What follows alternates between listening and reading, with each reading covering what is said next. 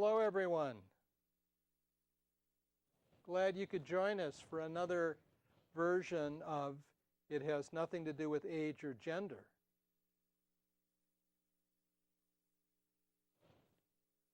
Are we okay? Okay, I didn't see the music, didn't hear the music, nor did I see the book being published, but it's okay. Okay, little technical issue, but they're advising me that everything is okay. It would be unusual if we didn't have a technical issue. Lately. Yeah. Well, as you know, I'm Frank Lieberman, and my guest is... Happy. But you're not my guest.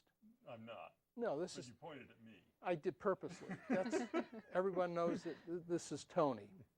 So before we get into today's honored guest, want to mention that my second book, Beau's Warriors, is getting close to finding a publisher. So hopefully by the next few interviews, I'll have that announcement. But in the meantime, I wanted to report a couple of things related to that story, and our guest will be able to add to the story of her football knowledge.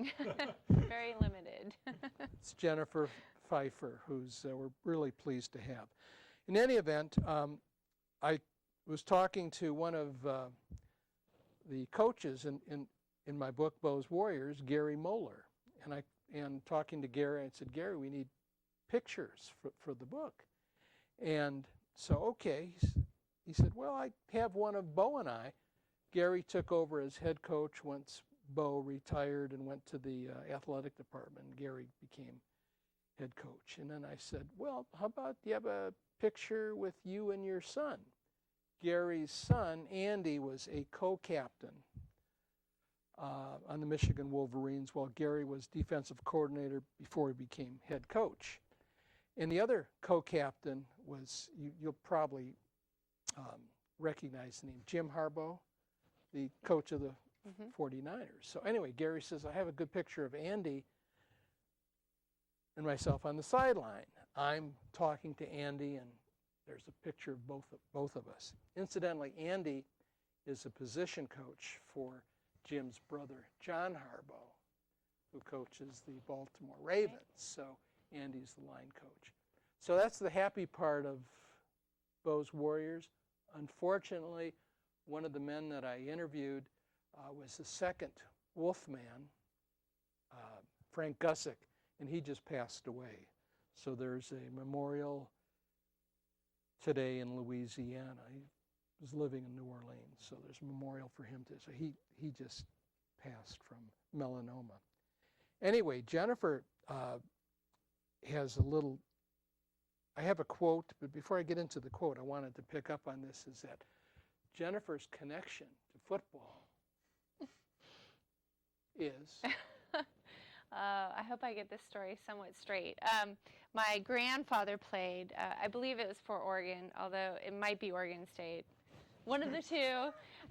Either a duck or a beaver. Well, yes, pretty sure it's a duck.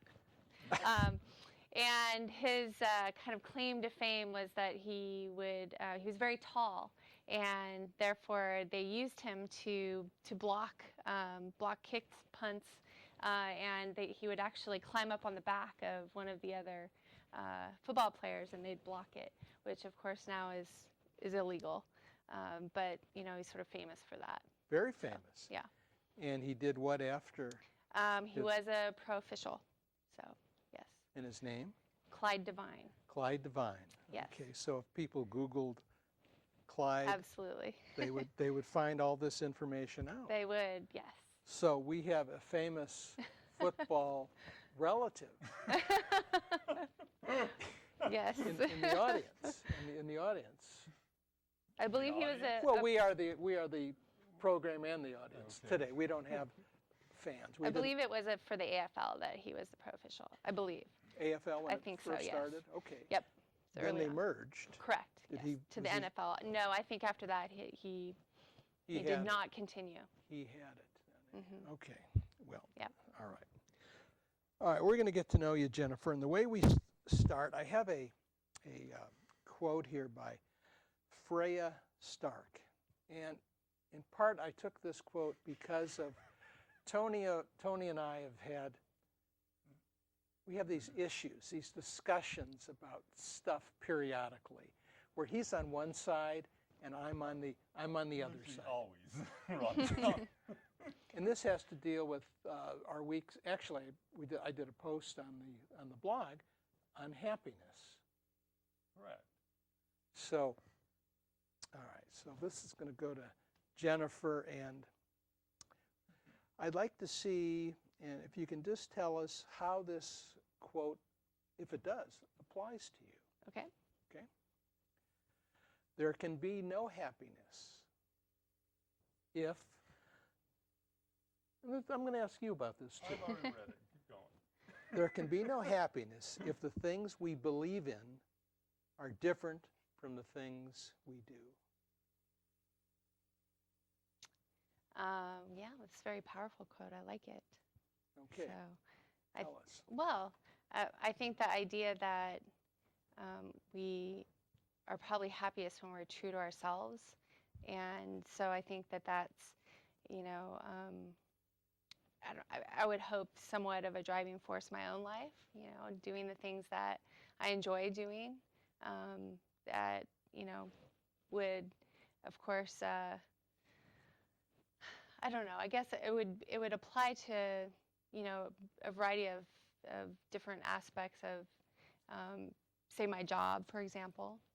I think that you couldn't continue in one career if it didn't provide happiness for you. So I think that that's a good example of that. Okay. So, yeah. Okay. So how do you know when you're true to yourself? I think that is a tough question. I mean, it's a really tough question. Well, you said in your explanation when you're true to yourself. Right. I think when you're true to yourself, you are the happiest. And you're right. So we should bring it back to that. I think that I'm not sure exactly how to explain that aspect. We have time. We have about I know, an that's hour. true, We have an that's hour true. show, so take your time. You have to start with the hard question. Well, yeah. All right. Yeah.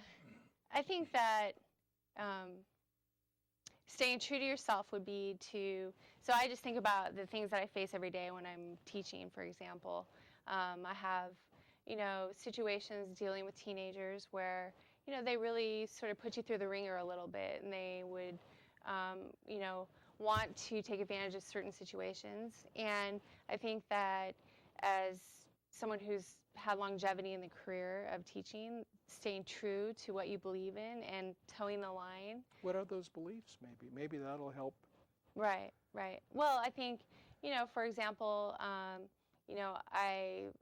I believe that students need to be held accountable for the work that they do in the classroom, and also accountable for their behavior, and that has to be consistent for all students. So I feel like for me that I'm successful in my career because I can stay true to that and then toe the line with the students on those beliefs as well. So. Can you illustrate some of the behaviors? Behavior of high school students? Yeah. Yes, because you teach what do you teach? I teach U.S. history and world history. Great. So Yes. you have a lot of information that you can pull from. I do. Yeah. I mean, it could be as simple as just forcing them to adhere to my timeline in terms of assignments, and also having respect in the classroom for what we're talking about. We're currently studying the Civil Rights Unit, and it's very powerful. Appropriate this Yes, time of the year. Yeah. absolutely. So I think, I feel like I'm true to myself daily when I make sure that I'm providing that atmosphere in the classroom that allows students to be comfortable, and so that brings satisfaction to my life. Happiness? To be able to do that. Happiness, yes. So I think that. Mike has an issue with the word. Okay. I mean, it's yes, I can see that happiness. Okay. Yeah. Well, one of our previous guests, Jack Scholl, who Tony knows very well, is a son of the American Revolution. Mhm. And so his family goes back to William Penn. Mhm. That's why the family came over here in the first place, Sure. from Germany. And so another family member was part of the, had the building, the location of the Underground Railroad. And then, of course, he goes back to the Civil War, of course, too. Right. So, and he was telling, I don't know if he told you as well as me, that in some school districts, some states, they want to change history Mhm. and not talk about and not teach some of this. Right. Is this? Well, I do remember reading a few articles about that, and that coming up in terms of the revisionist history. Whether advising it or just eliminating it, not teaching it. Or maybe not emphasizing it, Yeah, and maybe was what I can't remember exactly. What the revision Yeah, is? But yeah. there is a revision. Well, there was a move to do that. I don't know if that actually was accomplished. So not in California. It's absolutely not, no. Oh, good. No. Yeah. But Jack was just so mad about it because he's a good example of, he also is a volunteer at the Liberty Bell, and so he really knows his history. Sure. And so he was really upset about the fact of this revisionist changing, eliminating Right. some of this stuff. And they have changed the way that we teach history. When I was in high school, there was a real emphasis on the colonial period in U.S. history. Yes. And that has shifted to more of an 8th grade focus, so the students in 8th grade focus on that. And in high school, we focus more on the 20th century. So our goal is to get up through, the 1980s into the 1990s by the end of the school year. So in order to do that, we do a review unit of the colonial era through the Civil War in the first part of the course. And then we move right into the 20th century. Well, isn't part of that is just that there's history's getting longer Absolutely. and longer and longer. Yes. And you just can only shove so much into a, Right. You think it's getting longer? well, let's hope so. Yeah, that's definitely it. We used to be excited. We got to Watergate, yes. But now we're feeling pressure. We do need to get into the 80s and 90s. So, yeah. So how do you do that? How do you deal with all that information? Right. It's challenging. We have to keep our units 4 weeks at a time and really pick and choose what we feel is important. And of course, we have standards, state standards that we adhere to. But there is some, give and take in terms of, we're going to move through this relatively quickly and then really focus on this. And yeah. So what 4-week period are you in now? So for U.S. history, we're studying the civil rights unit. Civil rights. Civil rights, yes. So what do you teach about civil rights? There was a, I watched CNBC, and one of the the moderators, had on yesterday, in fact, a lawyer, black lawyer who was involved. Lyndon B. Johnson appointed him, and he was talking about how things got done back then in Congress. They actually got done. Well, things got done, yeah. Well, especially with Lyndon B. Johnson, right? So Yeah. Kennedy assassinated, and the sort of aftermath of that seemed like Congress was pretty open. So I was wondering what you teach about civil rights. Can you give us a little synopsis? Sure. So we actually go all the way back to slavery when we start, and we talk about the experiences that slaves had. And I actually have this phenomenal video. It's called Unchained Memories, and it's actually letters that the federal government actually hired writers in the 30s during the Depression to go back and interview former slaves. Oral history. Yeah, and just so that they had a record. The former slaves were passing, and so the video just is a series of letters that they go through and read, and they have sort of famous people reading the letters. But it's really powerful. The kids really connect with it.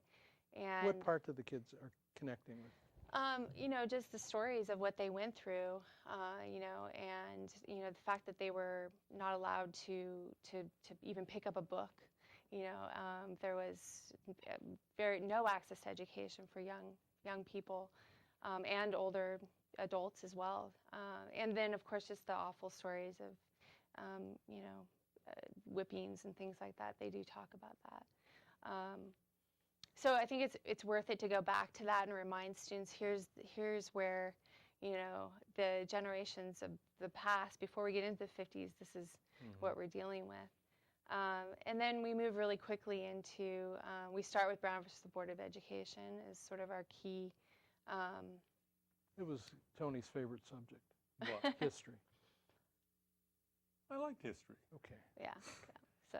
I didn't do great in English, but history was Well, the key is to make it interesting for students too, you know, get them involved. And so, you know, we work really hard to do that. We do a lot of interactive work with the students. What would that be? So, for example, the Civil Rights Unit, the students do essentially a presentation. I've assigned them one of the major civil rights events.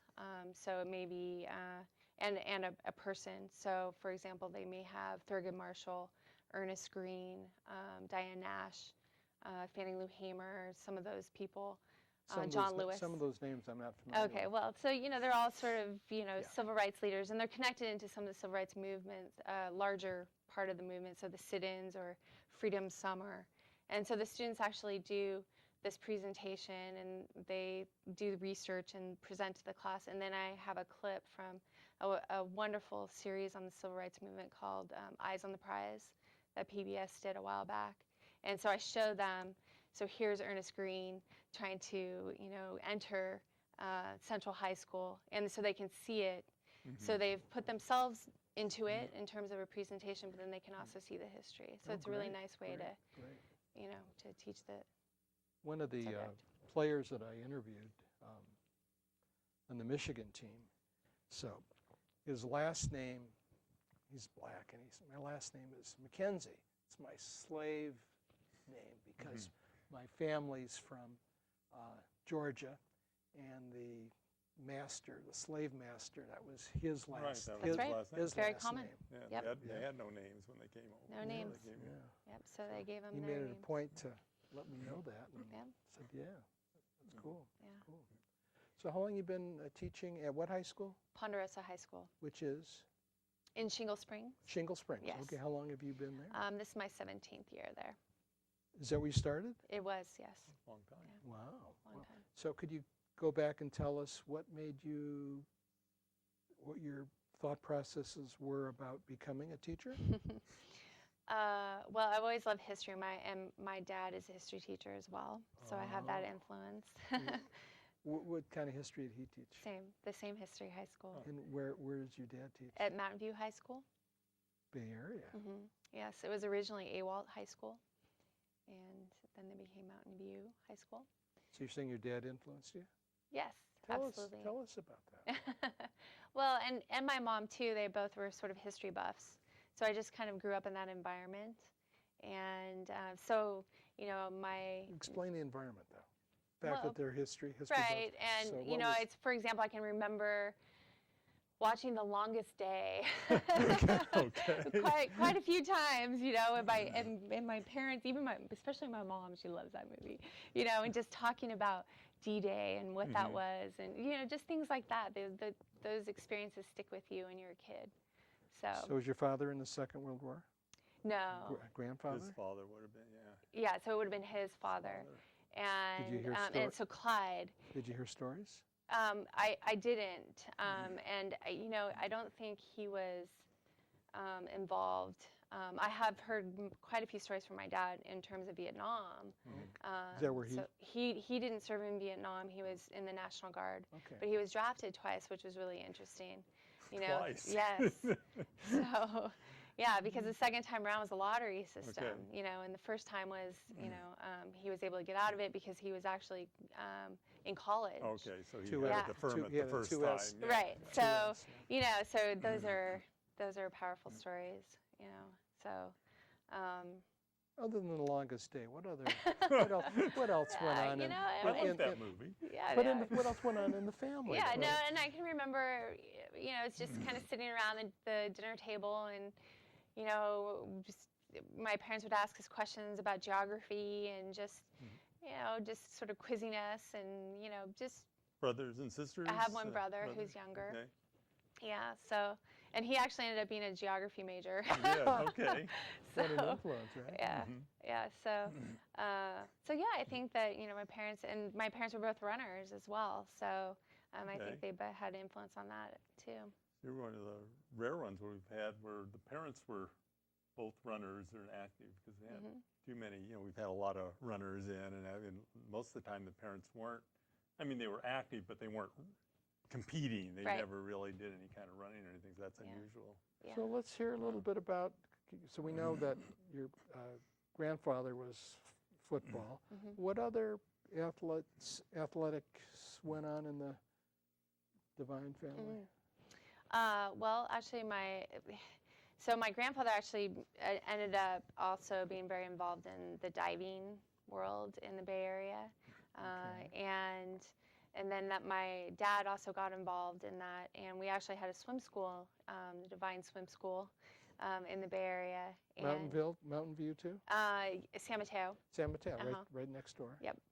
And so my dad ended up, he did play football actually for Arizona U of A for a year or two. But then he said he just was tired of getting beaten up because he was, you know, second string, and they just beat him up every day. And Well, so that's the purpose of second and I third know. string, to get beat up. yeah. So anyway, Father. so he got involved in he'd always done diving too. They did comedy diving, the comedy diving shows. What is that? Really? Yeah. So you know, they would perform they're essentially just, you know, they come out in their striped bathing suits, and they get up on the high dive, and they do all sorts of crazy dives, and, you know, one would dive and the other would dive and kind of get on the shoulder, and land on the shoulders, and, you know, just crazy diving. And they did these shows all over the Bay Area. They used to do them down at Pier 39 as well. Really? Yeah, so my dad was involved in that, and then that eventually led to him coaching diving. So that was what he was involved in. And so many people would always ask about if I was, you know, going to become a diver. So that was a big part of our family too. Did you dive? I didn't, no. Swim? Nope. Nope. And those are the questions I would always get. So, and I didn't. I just, you know, part of the reason is the high school where I went was Half Moon Bay High School, and it was just freezing all the time. It's really, there's a lot of fog. Yeah, it's cold there all day. I know. And so we didn't, I don't know, we didn't gravitate to that sport. So. Is that where you grew up, Half Moon Bay? It was, yeah. No surfing. You have Mavericks there. Oh, right. Yes. Mavericks is, you know, definitely something we always, in fact, I went to high school with some of the guys that originally were surfing there before it became big. So, yeah, so diving was sort of the focus. But my dad always ran too. I mean, he was a runner, always running beta breakers and just, you know, those kinds of things. So, How many times? I don't know how many times he did it. Started in the 1900s. Yeah, so It's story race. It's Oldest. the oldest. The oldest one. Well, there's three of them. There's beta breakers, there's Dipsy. the Dipsy, and Boston Marathon are the three oldest. Yeah. Three oldest. Okay. So your dad, did he run in college? Did he run in college, or No, just the football. diving and football? Yeah. Okay. And then your grandfather was football. Did he do? He did diving too, yes. he did diving too. Yeah, I think eventually he did a couple of years of coaching at Stanford. Okay. So there was that too. There's both influences. So. Okay. Anyone else in the family? In terms of diving or Sports. well, my brother is a runner too, and he ran for UC Santa Barbara. Okay. So yeah, he had a couple of good years there at Santa Barbara. What were his distances? So he actually was a great miler in high school, and then What was his best time? I knew you were going to ask me that. Roughly. I don't know. I honestly cannot remember. I don't want to throw a time out there because then he'll be mad that I said He'd be something. mad if you, Especially if it was too slow. would I- it be under 4? No, it wasn't sub 4. I know that. So. So a little bit over, Yeah, 4. yeah, but he, he went to state, and he was a fast runner. He did really well, and then he went to UC Santa Barbara, and he had a series of injuries, Achilles injury, that sort of took him out of the serious competing. That would do it. Yeah, but he still runs. In fact, we just ran a race together a couple weeks ago. Which race was that? The Knickerbocker, the 30K Okay, yeah. that they do in Yeah, I Cool. know which one it is, yeah. Yeah, so that was. So that was he's fun. younger, right? He is, yes. So who's faster? Well, he was definitely faster before, but I have a faster marathon PR at this point. You do? I do. What is yes. your PR for marathon? 2:46. That's fast. So And his? You know? again, I don't want to say the wrong time. Under I want to 3? say it's not under 3. Okay. So Not under 3. not under 3 now. But that hasn't really been. He's. I think he really got burnt out in college on running, and I think he's just more interested in sort of the recreational aspects of running, and he does a lot of cycling and other things. So, it's. I think if he really wanted to run faster than 2:46, he definitely could. So. How much competition between you, from your standpoint? Yeah. So I think again, I think his position is more recreational. So I don't feel that there's not that competition between us. And you're not recreational? Well, I mean, I am recreational, but I definitely spend far more time training for running than he does.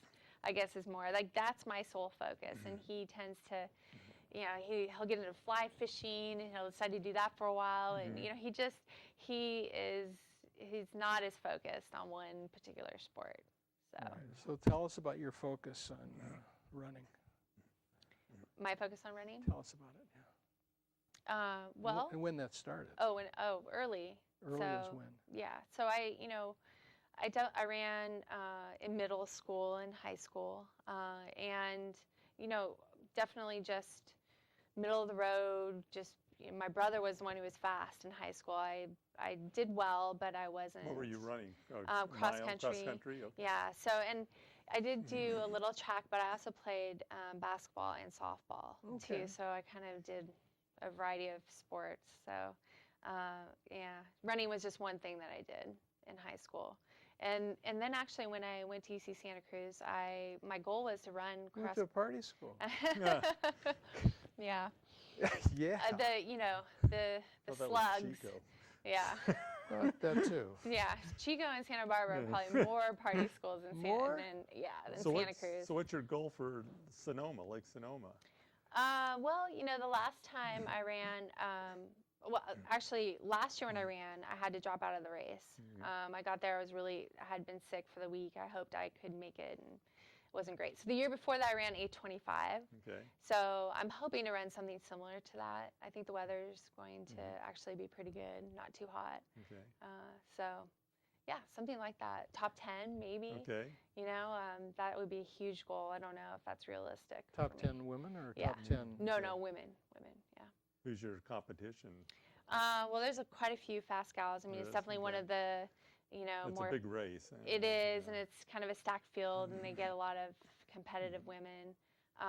So, they have some of the up-and-coming women, like Emily Harrison, who has been running really fast, and she has a 2:32 marathon. Okay. So she's legit. And then, the sort of the normal players in there, like Rory, and I'm trying to think of who else. A couple of younger girls that haven't, run the race before. Okay. So that's always interesting. And then there's other women who I feel like are sort of, of my group Right. that have been around a long time, like Tara Dubé and Jenny Capel. So, I've been racing them for years, and we've Okay. been in the same races for a long time. So it's kind of a nice mix. We have some fast girls, and then some other women are really experienced. So, yeah, it should be fun. Good. Yeah. So your personal best at Sonoma is 8 hours and 25 minutes. 8:25. And what about your personal best for a 50 miler? That has to be probably AR 50. And one year there I ran 6:34. So Winning time this year was 6:25, so that's pretty. yeah. That was the year. Actually, Nikki Kimball showed up that year, and so I was actually second with that time. We duked it out the entire race, which of course always leads to fast times.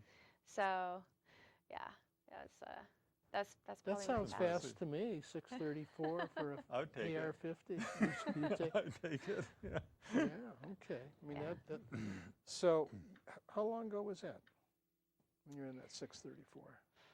Well, it's definitely before I had kids. So it had to be, I want to say it was probably 2003. It's probably that year. Okay. Okay. How many times have you run AR 50? I want to say at least 7 times. Okay. Yeah. Okay. So it's really one of my favorite races. So Did you do it Saturday? I didn't because I'm running Sonoma. Okay. So why the difference? Why did you choose Sonoma as opposed to AR 50? yeah, that's a good question. Sonoma's appealing to me because of the field. I think it's exciting to be in a race that has such a accomplished group of women running, so I want to be in that. But weren't there 800 people in AR? Were there not accomplished women in AR 50? Yeah, I don't want to imply that there weren't. I feel like Sonoma is the big draw right now, and so that's it's appealing a Montreal, to me. sponsored by it's got the Montreal thing going on, Yes. where the top 3 get a free entry to Western States. Yeah. So Greg chose. Well, Sonoma there's 50. Any of the Montreal. I think it was Montreal's got a sponsorship going on with Western States. Okay. And certain races, the top 3 men, top 3 women. But he eliminated AR 50 then. Correct. Yeah, and that was the way I always got into Western States. So that was my little loophole. So I do miss that, and I absolutely will go back to running AR. I just like I said, I'm just interested in being in the field for Sonoma. Okay, so you've been teaching for 17 years, high school. Correct. You've been running for how many years? Well, I mean, I really think since I was about 12. 12. Yeah, so over 20 years. Over 20 years. So you have some miles. I do. So what would a week training it's this tapering week. What was this tapering week for you? What did you do? I take tapering really seriously. I do. I mean, I think it's really important. Okay. And particularly this week is, so I always try to take at least 2 days off of no running whatsoever. Today one of them? Today is one of them. Friday? So tomorrow I'll run probably 3 or 4 miles. Oh, you will? Just easy, maybe a few strides in there just to, you just always feel flat when you're tapering. It's not fun. Okay. So Friday, a little bit. Thursday. Yeah. Okay. And what'd you do yesterday? Yeah, yesterday I did a warm up, and then I did 6 800s. Not all out, just pretty hard. So I felt good. It felt like my legs were getting a nice turnover, and I was working my system, and that can vary. I mean, sometimes is that on a track? No, I did on the bike trail. Over at on the American River Bike Trail. You do? You just use your GPS to mark it off? Sometimes I do. We use the markings. Okay. We have a section out there that's pretty accurate that we like to use. So, yeah. So that was 600s? 6 800s. 800? Half mile. Half mile. 6? Half mile. At how fast were you doing it?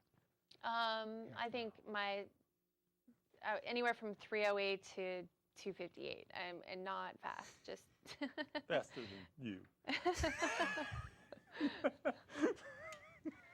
Coming over here.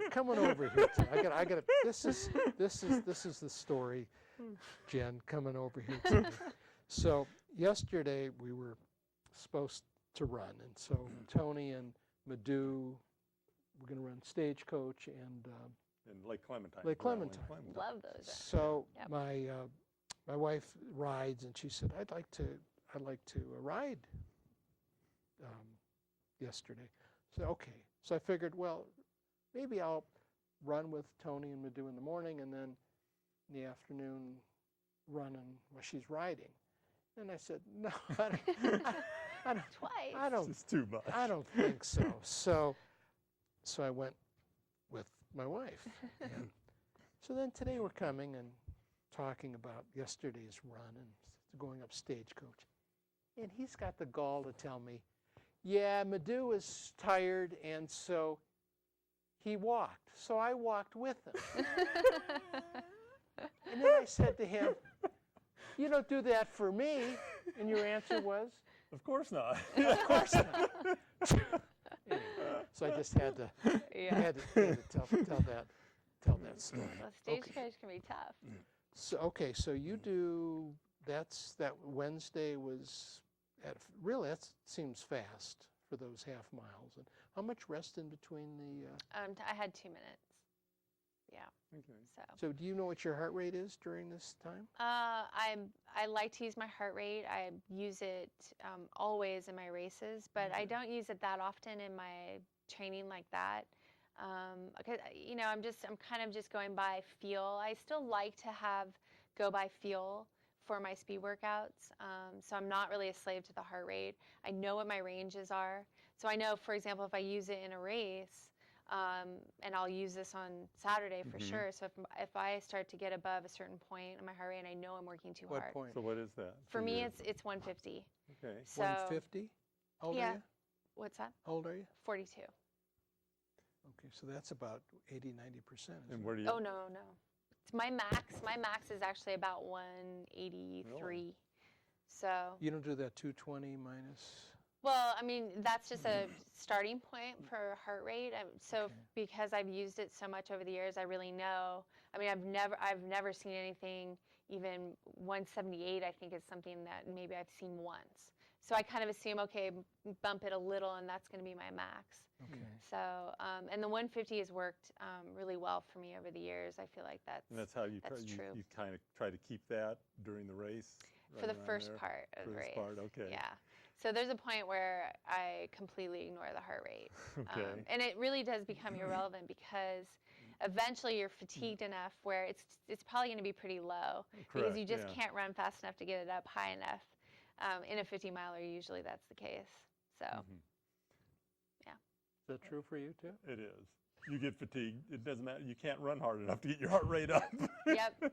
And then, you're just, that's it. You're in survival mode, basically, after that. So do you have any idea what your heart rate is on these repeats, half-mile repeats? Yeah, I mean, so I have used it. I just find it to be not useful information anymore. I mean, I know I'm going to get up probably between 158 and 164 is usually that range in there. So in my tempos, maybe I'll bump into like 167. I very rarely see even anything in 170s. So in 2 minutes, it'll drop to what? Usually I get down to 123 is usually resting enough.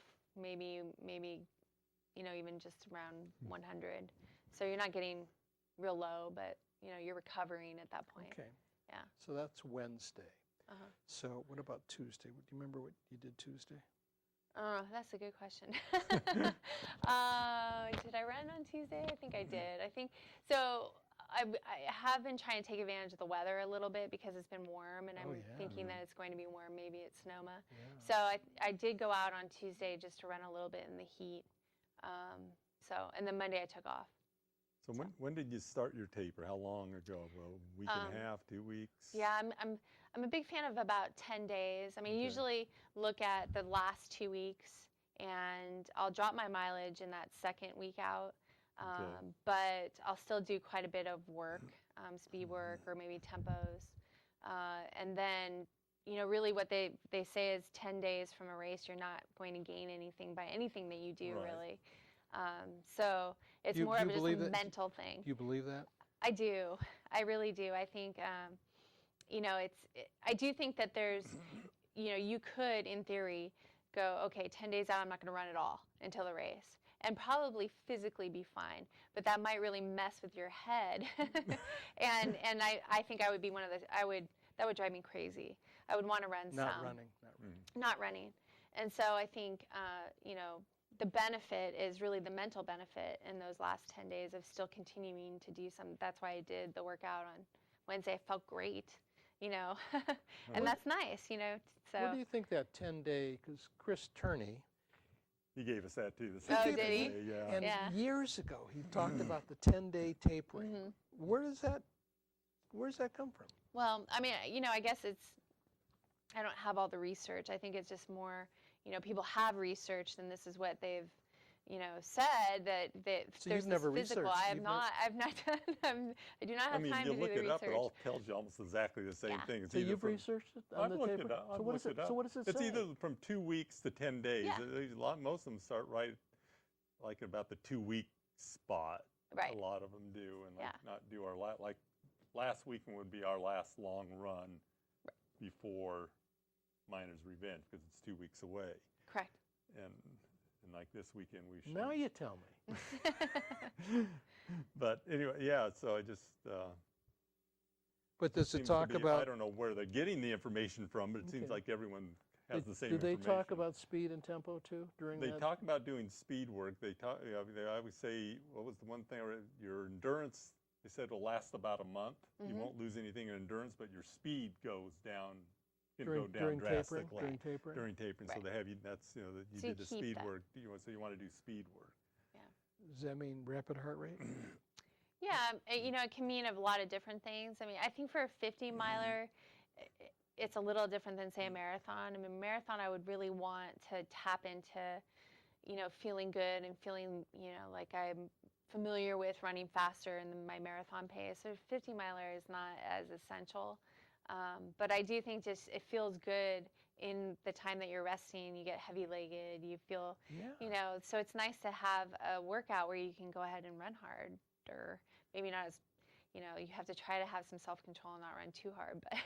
But some people do run a little too hard sometimes. But Well, it's difficult on the trail to run. I could see on the bike path, Well, yeah, to do. Yeah, it but is. on the trail, it's difficult to. Places, High Trail's a good place to do. sure. Go ahead. You were going to ask. Oh, I was gonna. What's your long run? What is a long run for you? For 50? 50 miler, yeah. I usually try to get in something around 6 hours of running. Okay. You know, with the Sonoma, I'm definitely looking at running it for 8 hours. Okay. So, you know, and that's a little controversial. Some say, you know, you don't really need to run more than 5 hours. But for me personally, I always feel great when I can get in, you know, say Driver's Flat to Forest Hill and back is one of my like core long runs, which is about 35, 36 miles. Okay. So, you know, I'll at least try to do that once. If I could get in 2 of those, that would be great. I didn't do that Within this what time. period of time? You know, I kind of like the idea of doing a long run one weekend and then having a weekend where you're not going as long. And maybe in that run, you're actually incorporating a tempo or something where you're saying, okay, I'm going to run a little faster. So we would go from, say, running on the Western States course long to coming to Cool and, you know, running out to ALT and, you know, that section in there, you've got great trail, you know, that you can run fast on. Yeah. And then maybe head back up the following weekend and do something longer. So that's sort of the pattern that. So is it I like would once a follow. month? So a you hard do- week, easy week kind Yeah. of thing. Yeah. So once a month you may do, or twice a month, 2 long runs. Yeah, it just sort of depends, you know, on a lot of things. But I think ideally, if I was in my peak month of training, if I could get in 2 nice long runs, I would be happy with that. In a month, In a month, yeah. 2 long, 6 hours. Yeah, I think, you know, somewhere in there. Yeah. You said you had kids, so how do they Yeah. come into the process? I know. That's the challenge, you know. I don't know. I think, you know, I'm really lucky that my husband is very tolerant of my running. I think He's You not a know, runner? he is not. He is not a runner. So he's a fireman. So he works for Sacramento City. And so he has a unique schedule, which is actually nice and helps me in my training because he's home. His schedule is he works for 48 hours and then he's home for 4 days. Okay. Yeah, so he helps me, and he takes care of the kids. He's just great about that. So, yeah. That's great. Yeah. How old are your kids? So Zachary is 6, Wow. and Lauren is 8. Okay, Okay. 6 Yeah, and 8. 6 and 8. So. So when you ran that 6:34 in 2003, Yes. right? 2003. Okay. And so so you were like 30 some years of age then, Hmm. give or take, 31 maybe, Right in Right. there, yeah. 30, 31. How has what has happened between 2003 and 2014 for 50 miles races for you? What has happened? It's interesting. Yeah, I think that I don't think I'll ever be able to run 6:34 again at AR-15. Why is that? So, I don't know. I just had this period of time when all things were kind of coming together for me. I know I shouldn't say never, but I think that I just don't have the time to train. I don't have the, You have the will? I think I do. I think I train as hard as I possibly can given my circumstances. Okay. But I think, I still, 50 miles is my favorite distance. So I do hope to run some decent 50-mile times in the future. Which would be what? Well, I would be thrilled if I could run under 8:20 Saturday. You would be. Yes. So I think that would be a great time out there for Sonoma for me. So something like that. I'm always my goal always is to try to break 7 hours at AR, but I've been 7:03, 7:02. I've struggled with that. Whereas before I had kids and I was running under 7 hours there pretty consistently. So life just gets in the way, which is okay. 3 minutes seems like just seems so easy, but it's so hard sometimes. Frustrating. Yeah. Especially over 50 miles. Yeah, Yeah. 50 miles, 3 minutes. That's only a few seconds every know. mile. You just broke a record this week. That was only 9/10 of a mile, though. Well, you broke But a it was record. straight up. Oh my. Main bar. Oh yeah. I have a little thing going with a guy that I don't know. It's on. Have you ever seen what is it called? Strava. Strava. Strava. Segment of main Yeah. bar. Yeah. Well, I held the record for it for a while, and this guy came along and he beat my record. So that was been my challenge. It took me 2 tries to get back ahead. So now I got the record again going at main bar. Nice. That's great. Oh yeah, the Strava segments are. Yeah, They can that's be kind of fun. It's distracting. fun to play with. Yeah. Yeah. I was with a group a couple weeks ago, and Folsom Lake was so low that the bridge out there was exposed. Okay. And one of the guys I was running with, his main goal was to get the Strava record for running across, Go across the bridge. Yes, which shows him running in the water. Right. How funny. Yeah. So it's motivating. Yeah. It is. Okay. So 50 miles is your favorite. So how many 50 milers have you done? Do you have any idea? Oh, I really don't. I don't know. Quite a few. How many a year would you say you run? I usually tend to do 2 a year right now. 2 a year. Yeah, usually something like that. So when you were 30, 31, how many were you doing a year? I think it really depended on, there were years in there I was training for states, so I threw in more 50 milers. So it just kind of depended on the year. So you've done states? I've done states 4 times. Okay. Yeah. And your best time for that? 21:31, I believe, which was 2012. So you were a top 10 woman then? Not You in weren't? 2012. You No. weren't? That was that cool year. Where It was the year that we had have all the sleet. records. Yeah. Yeah. So no, I think I was 14th. I mean, 14. which is crazy At because 21 I was. hours? I know. Jeez. That is the way the race is. It's changed because I was 5th one year at States, and that was with a 22 something. So it's just the competitive nature of Western States has changed so much, which I like. And the weather was pretty perfect for running hard. I mean, it was cool all day long. The men, I think it was the top 5 men, all broke the record. Previous course record. Previous course record, yeah. Yeah, they were like 15 hours. Yeah, it was pretty miserable, I have to say, though, in the high country. Beginning. That's it. Yeah, the beginning. I think most of us were not as prepared as we could have been. So for that, yeah, it's just hard to get your mind through all the training. You train for the heat, and then to have that be the case, it was, So your favorite 50 miler would be? I would say it's still AR-50. AR-50. Yeah. And do you have a favorite 100 miler? Well, the only 100 miler I've ever done is Western States. Oh, how come? Probably just because I live here, and I honestly have a love-hate relationship with Western too. I love training out there. I love it, and I look forward to it. I train out there even when I'm not doing the race with the groups, and but I've struggled every year in the race with where just typically in the last 20 miles, and I think from Forest Hill. Yeah.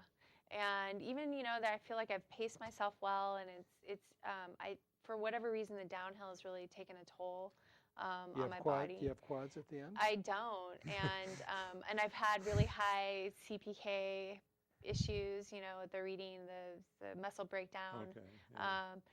And so,